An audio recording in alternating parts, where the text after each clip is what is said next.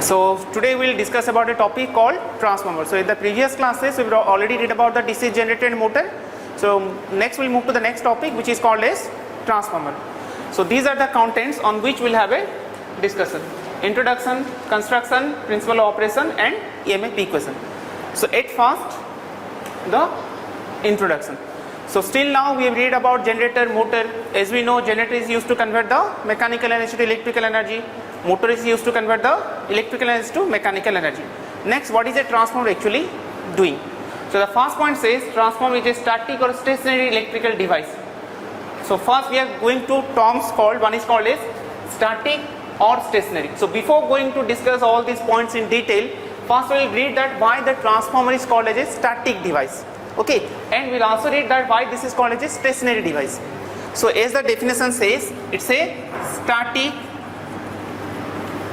electrical device. Okay, so we know that we have read about generator, we have read about motor. In generator and motor, both are works upon the principle of Faraday's laws of electromagnetic induction. And whenever this generator and motor working, the two things are mostly required. One is called the magnetic field,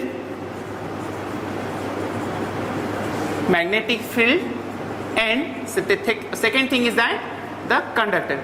That means for operation of the electrical machine, either that is a generator or motor, two things are required. One is called as magnetic field, other one is called as conductor. And we know that depending upon these two, the Faraday law says either the magnetic field can be changed or the conductor can be changed. If the magnetic field changes, EMF will be induced. If conductor changes, then also EMF will be induced. Depending upon these two things, either magnetic field changes or conductor changes, we can divide the induced EMF. We can divide the induced EMF into two types. One is called as statically, other one is called as dynamically. Okay, in case of DC machines, whatever the DC machine we read, in that case what happened? The conductor placed between the magnetic field is there, between that conductor is present, and the conductor moves across the magnetic field so that the magnetic field will be cut or the magnetic flux will be cut, so that EMF will be induced in the conductor. That is called as dynamically induced EMF. In that case, in case of dynamically induced EMF, here the conductor changes its position. Okay, here, but the magnetic field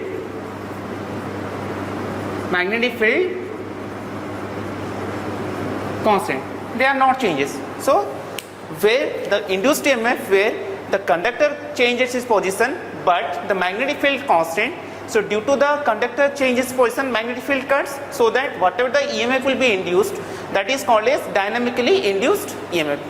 Next thing, when you are going for a statically induced EMF, just the opposite one. Here conductor changes, magnetic field constant, but in this case magnetic field will be changed, conductor will be constant. So in this case, here magnetic field or flux changes, but here conductor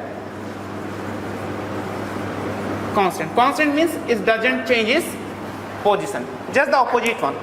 In this case, the magnetic field or flux will be changed, conductor will be constant.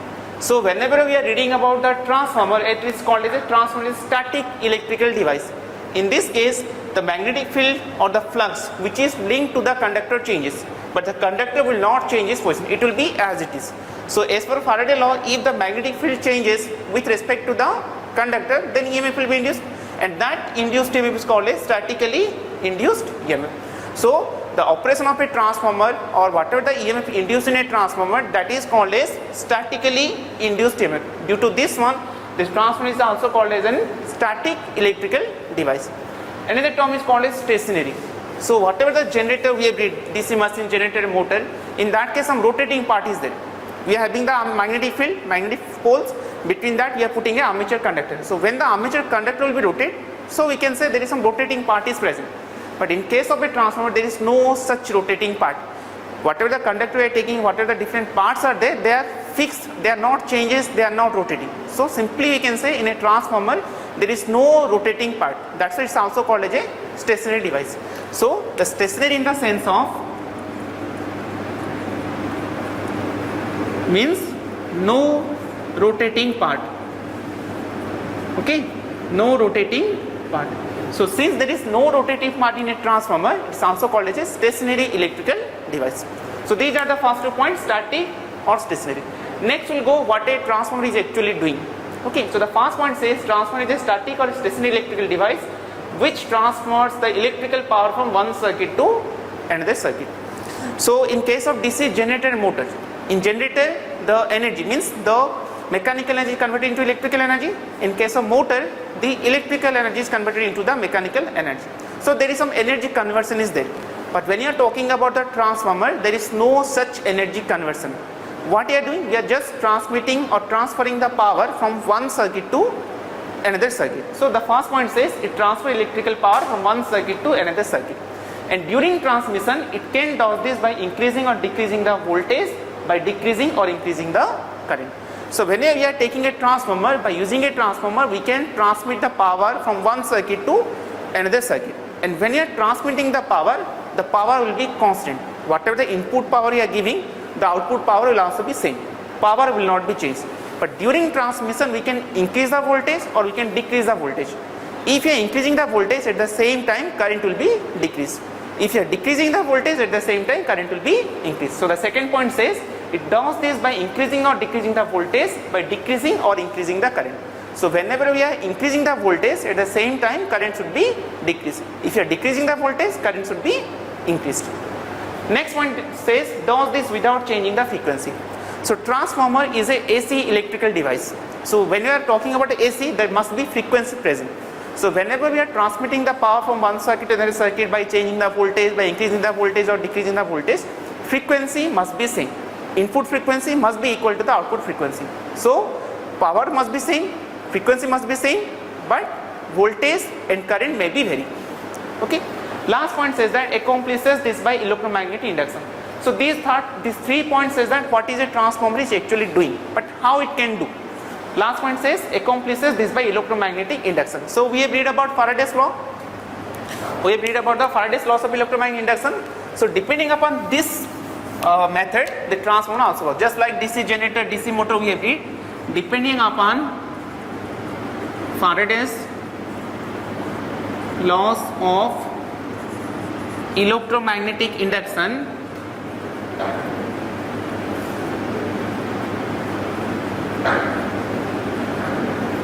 this machine is actually working. And again, when we are talking about the Faraday law, this includes self-induction and mutual induction. Okay, so we'll discuss one by one what is self-induction and what is mutual induction. We'll discuss one by one. So still now we have read that transformer each transmitting the power from one circuit to another circuit. During this, voltage changes, current changes, frequency constant, power constant, and this works upon Faraday's laws of electromagnetic induction, which includes self-induction as well as mutual induction. Next point is that why transformer? Because we have read about generator, motor, that these are the devices which are used to convert the energy. Maybe sometimes electrical to mechanical or mechanical to electrical. So when we want to use some mechanical energy, then we will use a motor. Either that is a DC motor or AC motor. If he wants to use some energy, electrical energy, then in that case we can use a generator and he can generate the energy. But what is a transformer is doing? As in the first slide I told you that transformer is not a energy converting device, but it can only transfer the energy. So why we are using a transformer? So we have read about different types of power stations. As I told, once the energy will be generated, just by using law of conservation of energy, we can only convert one form of energy to another form of energy. And while converting this one, we can use one source of energy that can be converted into the electrical energy. And in case of power stations like hydro plant, nuclear plant or thermal plant, they are using some energy, like in case of hydro plant we are using the water energy, in case of thermal plant we are using the heat energy, in case of nuclear plant we are using the nuclear energy. So by using the different sources of energy, we are generating the electrical energy. And once the energy will be generated at a particular place, at a particular power station, that should be transmitted over a long transmission line where it can be utilized. Utilized means it may be in a town, it may be some places where the energy is utilized. So the power station may not be situated to the same place where it will be utilized. Power station is somewhere and the utilization is somewhere place. So between the power station and the utilization place, there is much more distance is there. That means once the energy will be generated, the electrical energy will be generated, that will be transferred over a long distance where it can be utilized. And in India, whatever the power stations we are having, obviously we know that we have to use a generator to generate the electrical energy. Unless using a generator, we are not able to generate the electrical energy, because generator is only one device by using which we can generate the electrical energy. If in a power station we are using a generator, at maximum in India, at maximum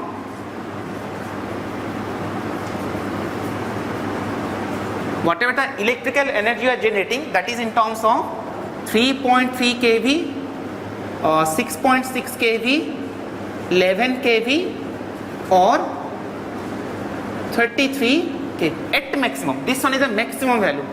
Wherever we are going for a power station, at maximum the voltage or the energy can be generated at a 33 kV, not beyond that. If you are going to generate the voltage beyond this value, then the generator size, whatever the generator size we are taking in a power plant, that size will also be increased very high. That will be increase the cost. So much of factors are there. If you are just taking a generator which will be generate more than 33 kV, then the size of the generator will be increased, then cost will be increased, maintenance will be increased. So many factors are there. So to avoid that cost, to avoid that that means the generation cost, to avoid the maintenance cost, instead of going for a high rating of a generator, we are using one such device through which the voltage can be stepped up. So in case of, as I told you, that we are generating at one place, we are transmitting over a long distance where the energy can be utilized. But during transmission, there is some loss of energy. How much energy you are transmitting, during the transmission there will be some loss of energy. And the loss of energy means, we know we are taking the conductor lines, we are just using some conductor lines so that the current or the power can be transmitted. We might have seen the high voltage lines, the roadside, we might see the high voltage lines. Okay, so by using that transmission lines, we are transmitting the power at voltage. So during this transmission, one loss is called as copper loss, I square R. Okay, which is called as copper loss. We know that once we are taking a transmission line, every transmission line is a conductor that has some resistance. So we cannot make the resistance to zero. If you are taking a conductor, that conductor must some resistance. It cannot be made to zero. Only we can reduce it. So whatever the conductor you are taking, that conductor has some resistance. So if you are using that conductor to transmit the electrical power, we know, as the formula says, that I square into R, which is called as the copper losses. So when you are transmitting the power from one place to another place by using the transmission lines, across that transmission line there will be some power losses, which is called as the copper loss. If we are not able to reduce the resistance, we can reduce, but up to a certain limit, we cannot make to zero. So resistance must be there. But if you are not able to control the current, then these losses will be increased. So if you want to reduce the copper losses, you have to reduce the current. Obviously, once we have taken the conductor, the resistance is fixed. The resistance we are not going to change. But what we can do, we can change the current. If you reduce the current to such a value so that the total copper loss can be reduced. So our main concern is on the current. So we have to reduce the current so that copper loss can be reduced. We know Ohm's law. What is Ohm's law? Yes? What is Ohm's law?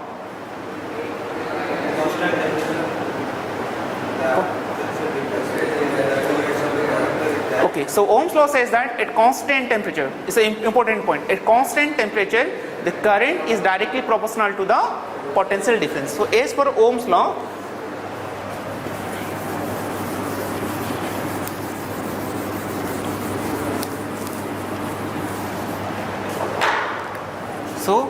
as per Ohm's law,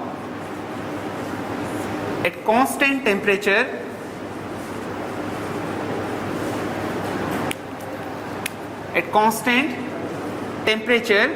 I is directly proportional to V.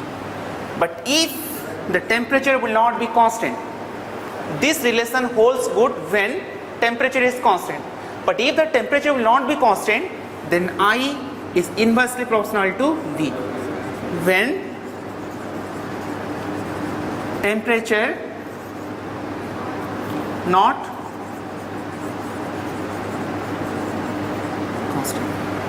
Okay, so when the temperature will not be constant, I is inversely proportional to V. So whenever we are transmitting the electrical power from one particular place to another place, we are taking throughout the day, throughout the month, throughout the year. And we know that if you are taking a particular day, let's take today. So today, what was the temperature at 6 o'clock? The same temperature will not be at 12 o'clock. That will be changed. If you again go at 4 o'clock, 4 in the afternoon, again temperature changes. So if you are taking it 24 hours a day, throughout the day temperature continuously changes. So in that case we can say temperature is not constant. If temperature will not be constant, then I is inversely proportional to V. That means if you want to reduce the copper loss, as I told you that you have to reduce the current. You have to reduce the current. If you want to reduce the current, what you have to do? You have to increase the voltage. That means if you want to reduce the copper losses, the voltage, the electrical power which is transmitted over the transmission lines, that voltage will be a very, very high voltage. If you increase the voltage to such a high level, current will be reduced. If current will be reduced, automatically copper losses will also be reduced. That means to reduce the transmission losses or to improve the efficiency of the transmission line, the voltage or the power should be transmitted over at a high voltage. But as I told you that in India at maximum we can generate up to 33 kV. We cannot go beyond that one. If you are going beyond that one, you have to go for a big size generator which will be cost more. So to avoid this kind of things, we are having one machine, one electrical machine which is called as transformer. So by using the transformer, the maximum voltage either 11 kV, 33 kV or 6.6 kV, that can be stepped up to a very high voltage. High voltage in the sense of either that can be stepped up to 132 kV, okay, 220 kV or even up to 400 kV. Okay, so the same voltage, how much voltage we are generating, the same small amount of voltage, just by using a transformer we can step up or we can increase the value of the voltage to a such a high level. If you are increasing the voltage to such a high level, current will be reduced. As per this relation, current will be reduced, automatically the losses will also be reduced.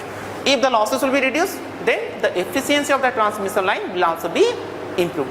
So by using a transformer, simply we can say we can improve the efficiency by reducing the losses. And how that can be done? By improving the or by increasing the voltage to a such a high level. Voltage increase, current reduced, copper losses reduced, efficiency increased. So due to that one, to reduce the losses, to increase the efficiency, we are using a transformer. Okay, so this is the reason why we are using a transformer. Next one is that construction. What are the different parts are present in a transformer? So these are the two basic things in a transformer. The two most basic things are, one is called as the windings. Okay, one is called as windings, that is called as two windings are present. One is called as primary winding, secondary winding, and the next one is that a common laminated magnetic core. Okay, so in that case what happen in case of a transformer, let me just show the figure so that you can easily identify here. So in case of a transformer, two most important things are, two windings are present and one common laminated magnetic core. Two windings in the name of, one is called as a primary winding and second one is called as secondary winding. So this is as per construction. Okay, so in every transformer there are two windings are present, primary winding, secondary winding, and both these windings are wounded on a common laminated magnetic core. So this was your core. You are seeing this one is called as your core, and these are, this one is called as winding, this one is called as another winding. And depending upon the way the windings are connected, we can call one winding as a primary winding, the another winding as a secondary winding. So still now we have read that we are using a transformer and it is used to transfer the power from one circuit to another circuit. So to transfer the power, the transformer should be connected in the circuit. So one side source will be connected, one side load will be connected. So the winding which is connected to the source, that is called as primary winding, and the winding which will be connected to the load, that is called as a secondary winding. So if somebody will give you a transformer and it will be asked you identify that which one is a primary winding, which one is secondary winding, it's not easy to identify, because the way you will connect depending upon the name that will be given. So if it is a transformer is there, if I connect the primary winding to the supply side, that will be called as a primary winding. If the other one will be connected to the load, that will be called as secondary winding. I can also interchange. If I am taking this one, this is the core I have taken, and this is the primary winding. So if I will connect this one, if I will connect this one to the source means the supply. If I will connect this one to the source, then this will be called as primary winding. Primary winding. And if I will connect this winding to the load, then this will be called as your secondary winding. So it totally depends upon us, the namings of the winding depending upon how they are connected. If I make it interchange, if I will connect to the load, then again name will be changed. If I will connect to the source, then again the name will be changed. So the namings of the windings mostly depends upon how they are connected, either that is connected to the source or that is connected to the load. Depending upon that one, the namings will be given. And both the windings are wounded on a common laminated magnetic core. So this one is called your transformer core, and here one winding is present, here one winding is present, and both the windings are wounded on the core. This one is called as a laminated core. So we will read about later the losses. When you will read about the losses, there I told you why you are taking a laminated core.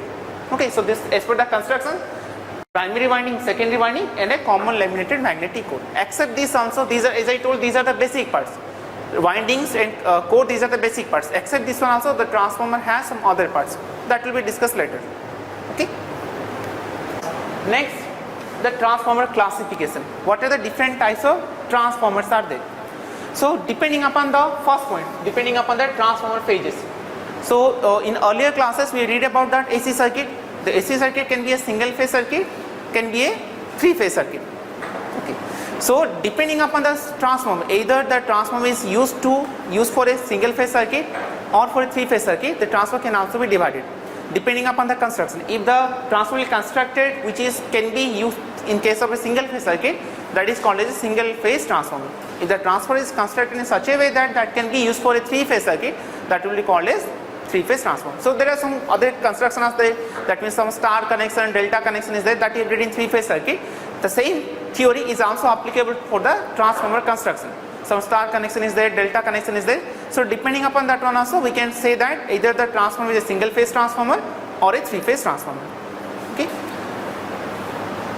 Next one is depending on the voltage at which the winding is operated. So as I told you that we are having two windings, primary winding, secondary winding, and the winding which will be connected to the source, that will be called as a primary winding, will be connected to the load, that is called as a secondary winding. And as I told you that in case of a operation, the transformer is used to transmit the power from one circuit to another circuit, and while transmitting it can increase the voltage or decrease the voltage. So depending upon the transformer, either the transformer is increasing the voltage or decreasing the voltage. The first point is that depending upon the voltage level, that means either it increases the voltage or decreases the voltage. Depending upon that one, the transformer can be called as a step up transformer, it can be called as a step down transformer. So in step up transformer, as it is written that the primary winding is low voltage winding. That means in case of a okay, let me go through the diagrams. Here you can see in the first one it is a step up transformer. So step up means here the voltage will be stepped up. How much voltage we are giving to the primary winding, the same voltage will be increased in the secondary winding. So here you can say, here this is the primary winding which will be connected to the supply. This is the secondary winding which is connected to the load or to the output. So here we are giving this as the input, here you are getting as a output. So if you are giving the voltage, some value of the voltage, if the transformer is able to increase the voltage, then that will be called as a step up transformer. Similarly in this case step down transformer, in this case whatever the voltage we are giving, that voltage will be step down. So now you can see the check the values also. Here let's say we are giving a 1000 voltage with a current rating of 2 ampere. At the output the voltage will be decreased because we are talking about a step down. So the voltage, how much voltage we are giving, that voltage will be stepped down. 1000 voltage, we are getting here 200 voltage. And we know that whenever the voltage will be increased, at the same time current will be decreased. If voltage will be decreased, current will be increased. Just opposite. See here, voltage is 1000 volt, current was 2 ampere. Here voltage will be 200 volt. Now the voltage is reduced and current is 10 ampere. And also we can see but in case of a step up, just the opposite thing. Whatever the voltage we are giving here, the voltage will be increased. If the voltage will be increased, current should be reduced. That means here whatever the voltage we are giving, whatever the current will be present in the supply side, that current will be reduced here and voltage will be increased. And one more thing is also, see, we can see that one. Here these are the coils are present. We can see how many turns are present. If you are going for a step up transformer, if you compare the number of turns present in the primary winding with that number of turns present in the secondary winding, here number of turns will be less than the number of turns in the secondary winding. Similarly here, if you check the number of turns here more than the number of turns in the secondary winding. That means in a single sentence we can write,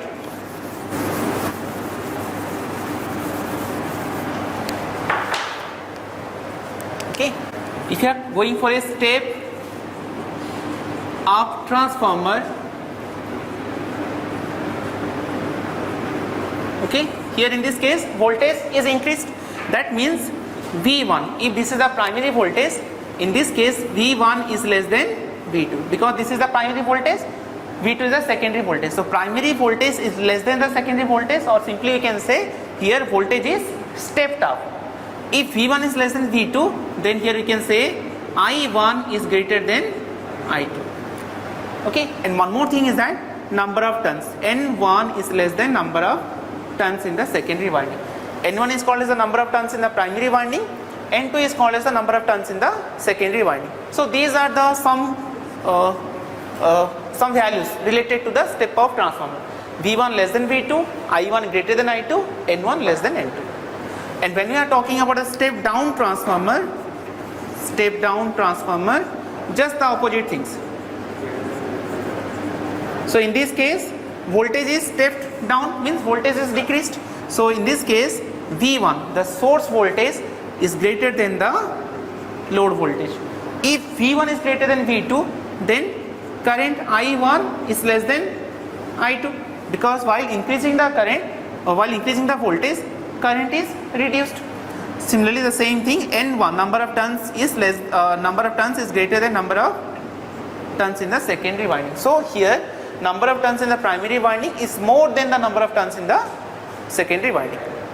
Okay, so this is depending upon the working operation. That means either the transformer is increasing the voltage or decreasing the voltage, depending upon that one, step up transformer and step down transformer. The next thing is that depending upon construction. That means as I told you that two things are there, winding is present, core is present. So depending upon the position of the winding and position of the core, the transformer can also be divided into two types. One is called as cell type, one is called as core type. Just go through the diagram, you can easily identify. So this is called as core type. So here this one is called as winding, this one is called as core. So in case of core type transformer, winding surrounds the core. That means if this is your winding is core is present, on that core some windings will be present. So we can say in case of a core type transformer, winding surrounds some part of the core. That means winding covers some part of the core. That is called as core type transformer. In case of cell type, just the opposite. Here this is your core, the outer side, winding is present inside. That means in case of a cell type transformer, the core surrounds the winding. That just the opposite. Here winding surrounds the core, that means winding will cover some part of the core. In this case, in case of a cell type transformer, the core surrounds the winding. That means core will be, winding will be present here and the outside core will be present. So just the opposite case. So just by looking at the diagram, we can easily identify which one is a core type transformer, which one is a cell type transformer. So these are the some of the points depending upon which we are dividing the transformer: step up transformer, step down transformer, single phase, three phase, and core type, cell type. Next. So still now we read what are the different types of transformer, what a transformer is actually doing. Next, the important thing is that the principle of operation, how the transformer is working. That means how we are giving a supply voltage so that the same supply voltage is increase, decrease in that load side or in the source in the output side. So here the principle of operation of transformer is based upon Faraday's laws of electromagnetic induction, which includes self-induction and mutual induction. So now the question is, what is Faraday's law? Anyone? What is Faraday's law?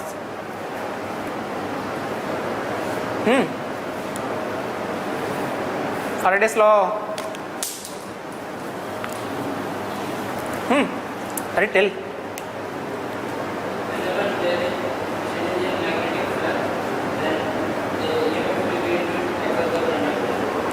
Okay. So Faraday laws, the Faraday law of electromagnetic induction has two statements. In first statement or in the first law, it says that how the EMF is induced. Second statement says what is the magnitude of the induced EMF. So in the first statement says that whenever there is a change in flux, EMF will be induced. Same thing can also be taken in another way. Whenever the conductor will cut the flux, EMF will be induced. So the result is same. Result is induced EMF. But how the EMF will be induced, that depends upon the two different things. Either conductor changes or flux changes. So that I have already told you. So depending upon the Faraday law of electromagnetic induction, the transformer is actually working, and which includes self-induction as well as mutual induction. So just go through a diagram, the will identify. Now this one. So we have taken a transformer core is, this is the winding which is connected to the supply. So this is called as primary winding. This is the winding which is connected to the load. We have taken a resistive load. So this is called as a secondary winding. So transformer core, primary winding, secondary winding. So what we are doing here, we are supplying the voltage to the primary winding of the transformer. As we know, this is a AC device, so we have to supply the AC. If you supply DC, transformer will not work. I will tell you later why that if you are supplying a DC, why the transformer is not work.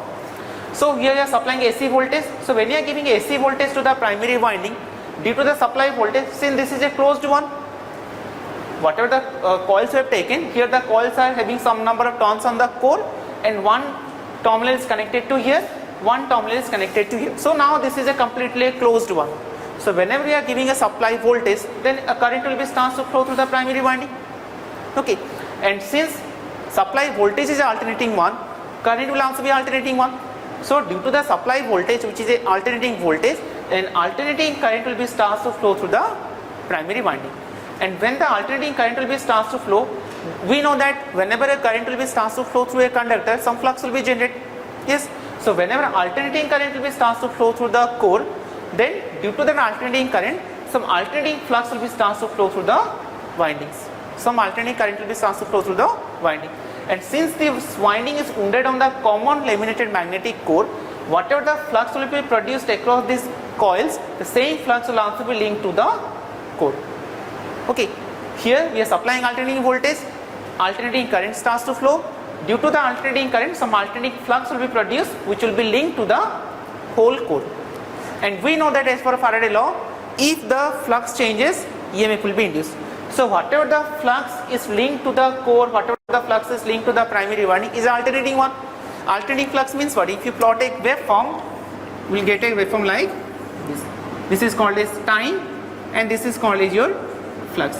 That means if you take each interval, t is equal to 0, t is equal to 1, t is equal to 2, and so on, at each interval the flux is changes. Here it has some value, here it has some value, here it has some value.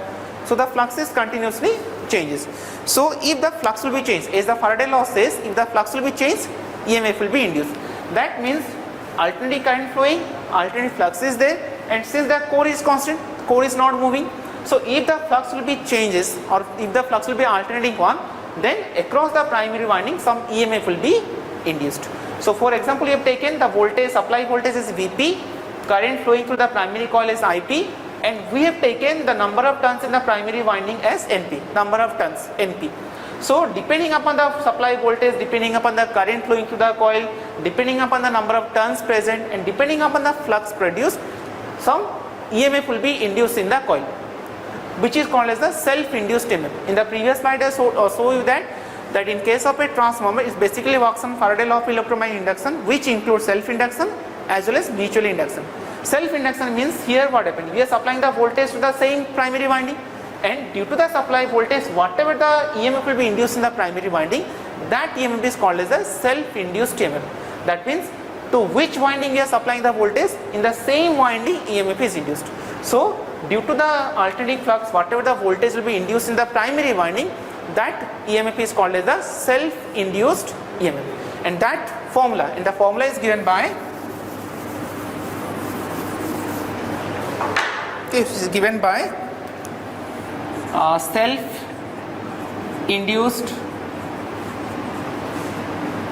EMF, which is given by minus of NP into d phi 2 dt. Okay, minus of NP into d phi 2 dt. So d phi 2 dt means the change in flux, the time rate of change of flux. NP stands for the number of turns in the primary winding. So if you go to the Faraday's second statement, second law, that will say the magnitude. So depending upon the number of turns present in the core, depending upon the flux changes, rate of change of flux, that many amount of EMF will be induced. So let's take this one as EP, EMF induced in the primary winding, that is given by minus NP into d phi by dt. So I will tell you later why we are taking a negative sign. Next thing, so here flux linked to the primary winding. Since this is a common laminated core, whatever the flux will be linked to the primary winding, same flux will also be linked to the secondary winding. Same flux, whatever the flux linked to the primary winding, same flux linked to the secondary winding. That means flux remain same. Same flux will be linked to the secondary winding. Again, the flux which was linked to the primary is alternating one. So whatever the flux linked to the secondary, that is also alternating one. So again in the second side of the transformer, again due to the alternating flux, EMF will be induced. Okay, which is called as mutually induced EMF. Mutual means here in this case, we are supplying the voltage to the primary winding. We are not supplying the voltage to the secondary winding. Whatever the voltage we are supplying, the VP is supplied to the primary winding. But due to the mutual induction process, some voltage will be induced in the secondary winding. So due to the mutual induction process, whatever the EMF induced in the secondary winding, that is called as mutually induced EMF. And the formula for that, which is called as mutually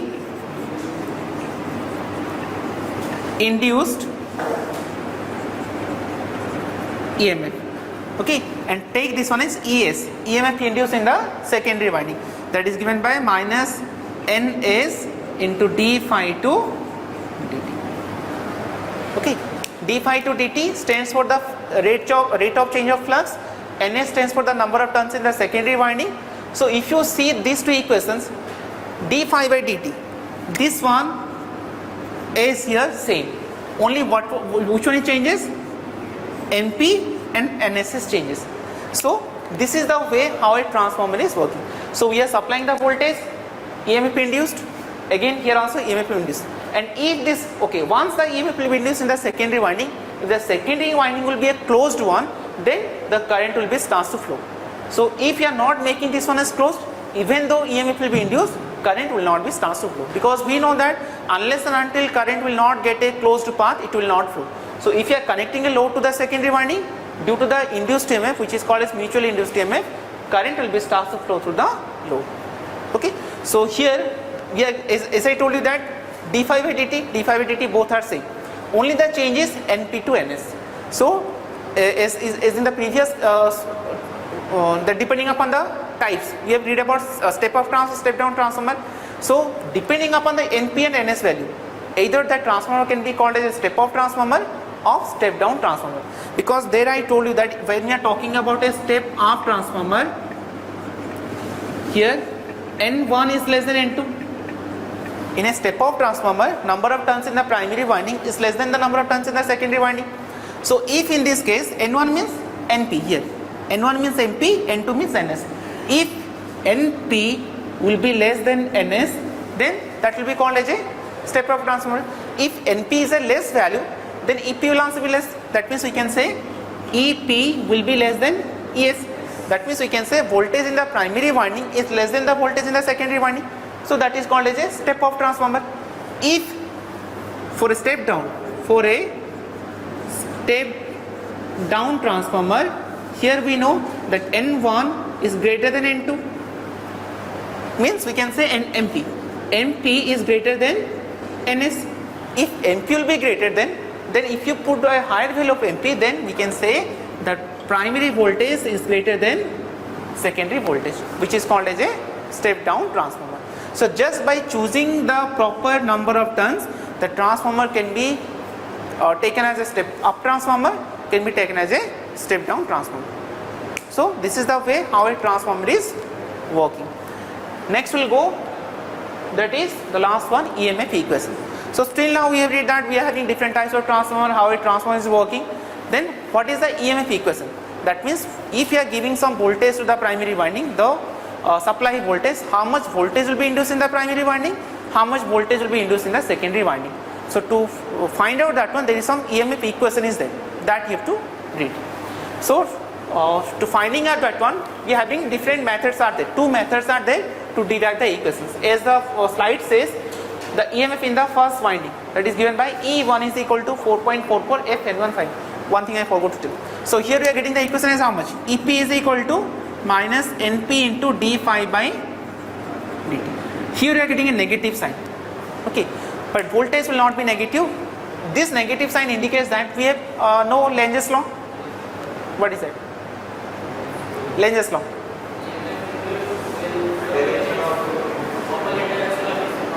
Okay, so as per Lenz's law, the EMF induced in a conductor or in a coil is always opposite to the cause due to which it is produced. So in this case, this EMF induced is only due to the supply voltage. Unless and until the supply voltage will not be there, EMF will not be induced. So this negative sign indicates that whatever the EMF induced in the primary winding or whatever the EMF induced in the secondary winding, that is always opposite to the supply voltage due to which it is produced. So this negative sign indicates that it's the same. That is, as per Lenz's law, EMF induced in a conductor is always opposite to the cause due to which it is produced. And in case of a transformer, the supply voltage is the main cause for which EMF is produced. So this induced EMF always opposite to the supply voltage, and it will tries to make the supply voltage to 0. So to indicate that one, we are taking a negative sign.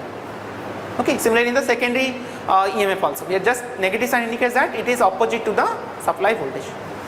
Okay, so next we will go to the EMF equation.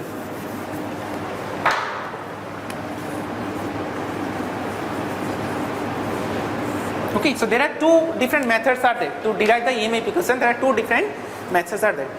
First method, that will be obtained directly from the principle of operation. Whatever the principle we have read, that we are supplying some alternating voltage, alternating current flows, and alternating flux is produced. And by using that definition, we can derive the EMF equation.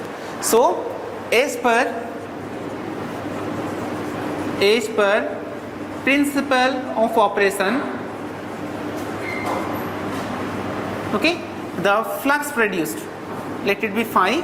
As per principle of operation, we are giving some alternating voltage, alternating current flows, then alternating flux is produced, which is given by phi. And phi means if this is alternating one, we know that we are taking the help of an equation by using which we can represent any alternating quantity. That is, if you are taking an alternating equation which is given by x is equal to xm sine omega t, means in terms of a waveform we will get this one. Okay, this is your time axis and this one is your x. And this x can be a voltage, can be a current, any alternating quantity. So if you are taking an alternating flux, then phi will be equal to phi m sine omega t. So when you are giving alternating voltage, alternating current starts to flow, so that due to the alternating current, some alternating flux linked to the primary winding, which is given by phi is equal to phi m sine omega t. And as per the formula we know, as per the induced EMF, the EMF induced, we'll take a primary side. The EMF induced in primary coil or in primary winding. The EMF induced in primary winding, which is given by EP is equal to minus N1 into d phi 2 dt. This is the formula just now we have read. EP is equal to minus N1 into d phi 2 dt. And here we know phi is equal to phi m sine omega t. If in place of phi, if you replace by this one, and if you go to find out the time derivative, then you can say that this is equal to EP, which is equal to minus N1 d by dt of phi m sin omega t. Okay, now find out the derivative. You can say minus N1, how much? Phi m, phi is a constant, take it outside, phi m into omega cos omega t. Okay, and omega means what? This is called as angular frequency. So in place of omega, we can write this one as minus N1, okay, phi m. What is the omega value in terms of frequency? 2 pi into f into cos omega t. Okay, so now in the next step we can write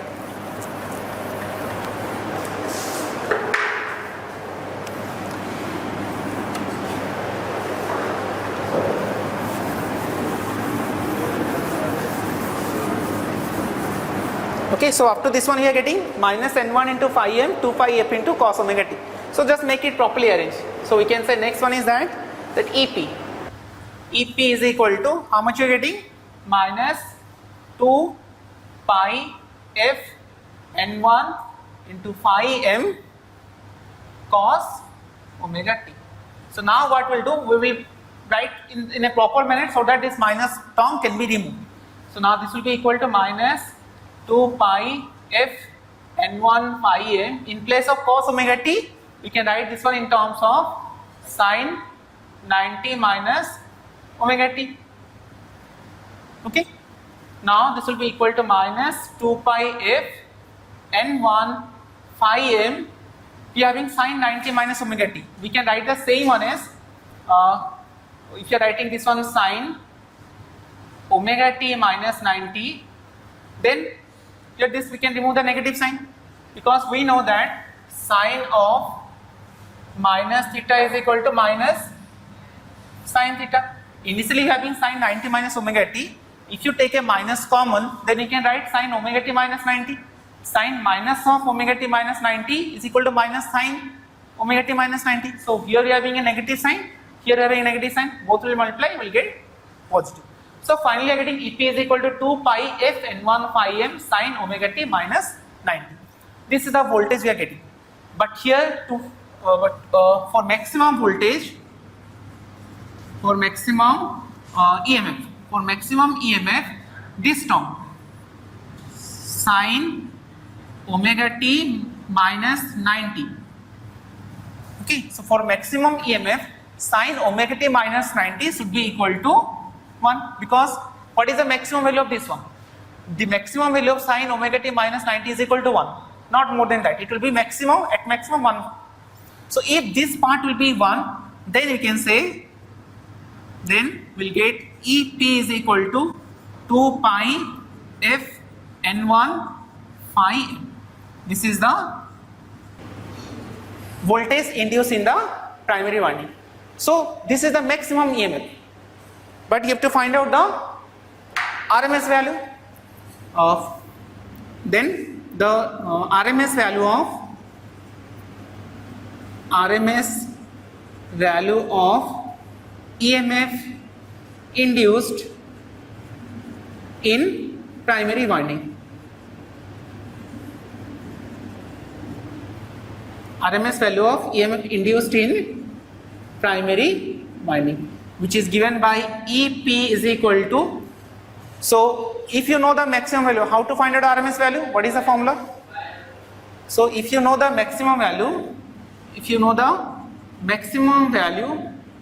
to find out the RMS value, you have to divide maximum value to root 2. So now we know the maximum value is this one. To find out the RMS value, we have to divide the maximum by root 2. That is EP maximum divided by root 2. So you take this one as EP maximum and you take this one as EP RMS, so that you can find out the difference between these two. So if you divide EP max, which is given by this equation, divided by root 2, we'll get 4.44 F N1 into Im. So finally you can say the EP RMS value or the EMF induced in the primary winding is given by 4.44 F N1 into Im. So this is the EMF induced in the primary winding.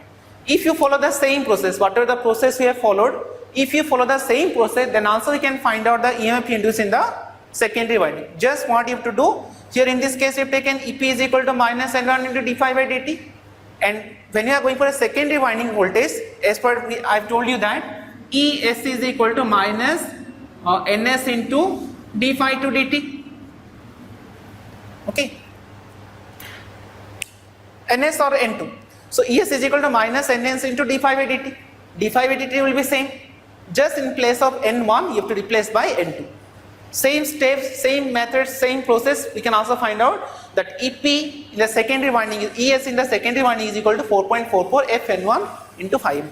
So we can say also we can find the EMF induced in secondary winding or in secondary winding, okay, which is given by ES RMS is equal to 4.44 F N2 into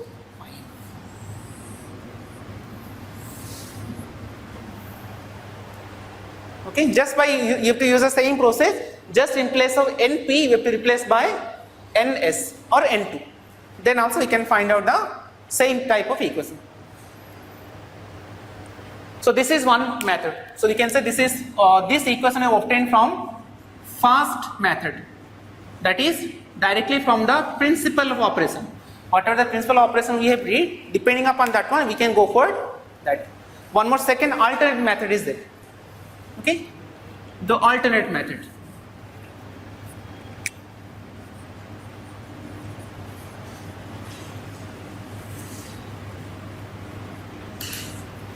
Okay, so in alternate method what we will do, we will take the flux. So this is alternating flux, the waveform for alternating flux. Okay, flux along the y-axis, T along the x-axis. So this is the waveform for the alternating flux.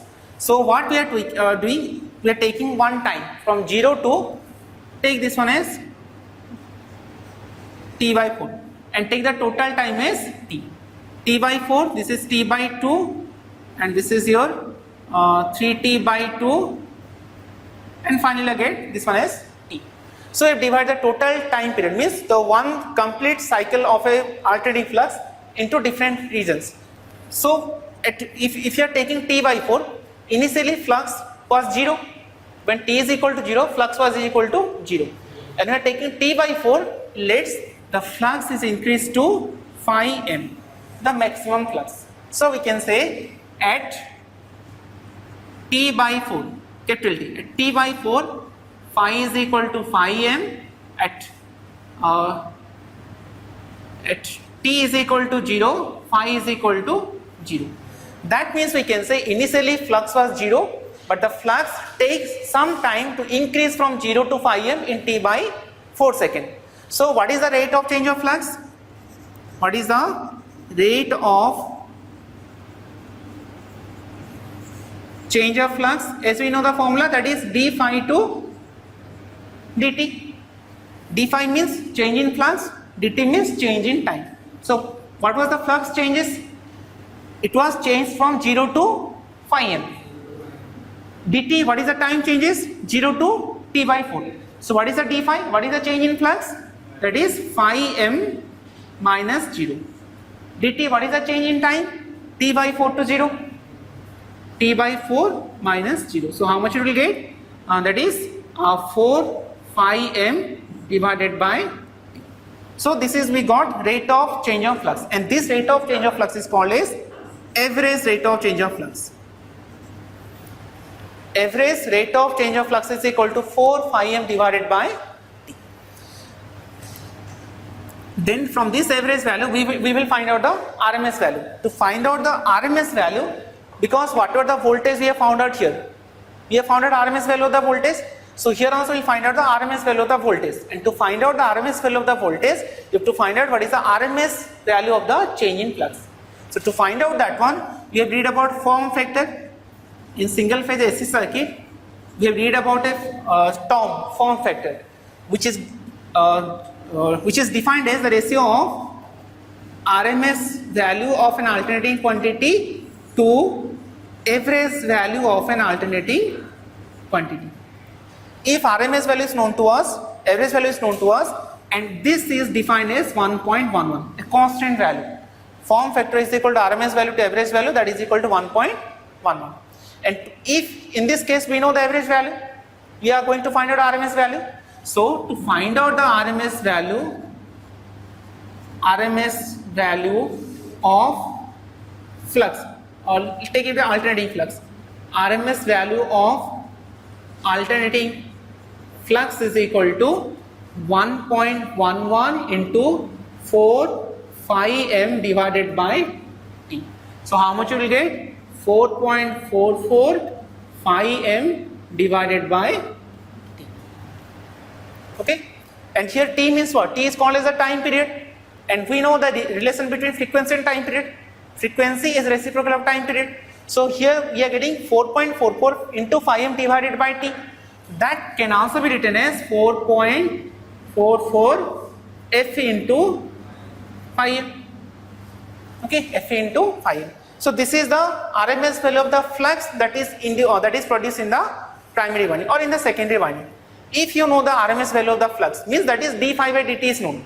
The RMS value of d phi by dt is known. So if you know the RMS value of d phi by dt, then you can find out the EMF just by using the same formula, that is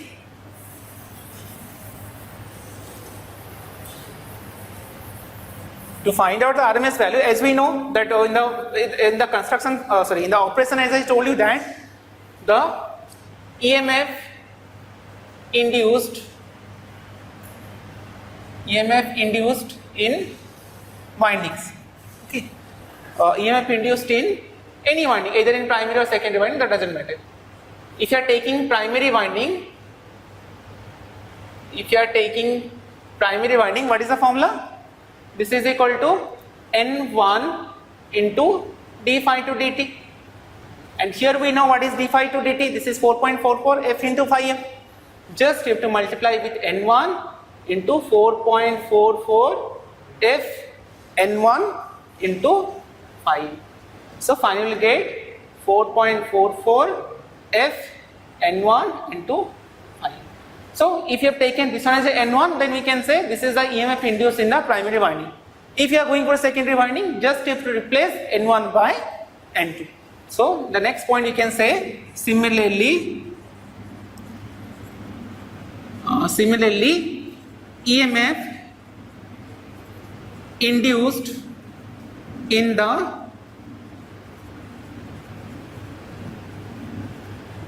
secondary